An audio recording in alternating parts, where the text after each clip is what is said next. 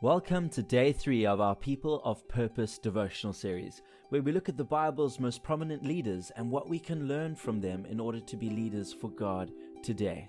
We're going to be looking at 6 leadership lessons from a woman of valor, a woman of conviction, a woman of faith. There was a period of time between the leadership of Moses and Joshua and the appointment of Saul as king of the Israelites when the Israelites were led by a series of judges.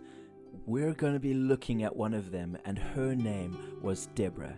She was the 4th judge that led the Israelites. We know very little about Deborah, where she came from or how she even came to power, but when we meet her in Judges chapter 4, she is described as a prophetess and a judge of the people of Israel. In those days, a prophet or a prophetess was someone who delivered God's messages to the people. As a judge, the people of Israel came to her to settle disputes. Now, Deborah was the spiritual and civil leader of the entire nation of Israel. And as our story unfolds, the people of Israel had been brutally oppressed for 20 years by Jabin, king of Canaan. Now, Deborah called for her military commander, a man by the name of Barak, and told him to assemble his army. Deborah gave him specific instructions from God to gather 10,000 men from the tribes of Naphtali and Zebulun and lead them to Mount Tabor, where they would attack the Canaanites. Barak conditioned his response, saying that he would go, but only if Deborah would go with him. Now Sisera, the commander of Jabin's army, heard about Barak's army gathered at Mount Tabor, and Sisera gathered his army, which included 900 chariots, in a nearby valley. Deborah ordered Barak to attack, saying, "This is the day the Lord has given him into your hands." Barak attacked with his army, and God went before him. God caused a great rainstorm that effectively immobilized Sisera's chariots, throwing the entire army into a state of confusion. Now, to end off that story, Barak's army attacked and pursued the fleeing Canaanites until not one man was left standing. So from the story, what 6 important leadership lessons can we learn from Deborah? Well, the first lesson that we can learn was that Deborah was a woman of faith. God had selected her among all the men and all the women of Israel to be his prophet and judge, and she was faithful in her response to her call. The lesson for us is that God raises up men and women of faith to fulfill specific needs at specific times. God calls men and women from all walks of life, and whom God calls, God equips. The second lesson that we can learn from the life of Deborah is that Deborah responded to God's call to arms.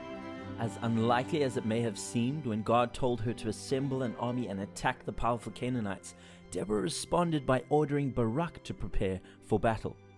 What's the lesson for us? As Christians, we must remain faithful and respond positively to God's call. It's one thing to hear God's call, it's quite another to say yes to God, despite of our own fears, despite of our own doubts. The third thing that we can learn from the life of Deborah is that she remained steadfast in her face of a reluctant commander. Perhaps wanting to be sure that this message was from God, Barak wanted Deborah to accompany him. You see, Deborah remained steadfast following the Lord's instructions and encouraging Barak. It's a lesson for us in this story. When responding to God's call, we must remain resolute in the face of negativity. There will always be those who are reluctant to follow God's leading, but we must not allow them to deter us from following his call. That leads us to the 4th aspect of Deborah's life that we can learn from in order to be better leaders today. You see, Deborah acted on God's timing.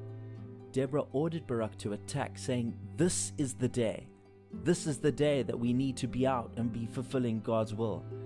The lesson for us, we must take action on God's timing, not our own. This is a tough one for many and a tough one for me too. We either tend to act ahead of God's leading or procrastinate and push it further back and not go when he says go. Deborah went when God said go. Let us do the same. The 5th aspect of Deborah's life that we can learn from is that Deborah trusted God. God had promised victory and that he would go before the Israelite army. So Deborah ordered the attack, trusting in the promise of God. To be a good leader, to be a godly leader, we need to act on God's call, trusting that He will do exactly as He has promised. The last thing that we can learn from the life of Deborah is that Deborah gave praise to God. You see, when the battle was concluded, Deborah and Barak sang a song of praise and thanksgiving to God for giving them the victory over their oppressors. We pick that up in Judges chapter 5. So what's the lesson for us? Where God leads, God equips and provides. Let us not forget to give praise and thanks to God for His grace in our lives. And so that's the 6 things that we can learn from the life of Deborah. To be a person of purpose, to be a person of faith, to respond to God's call, to remain steadfast in the face of negativity, to act on God's timing and not our own, and to trust God and give praise to God when He fulfills His promises.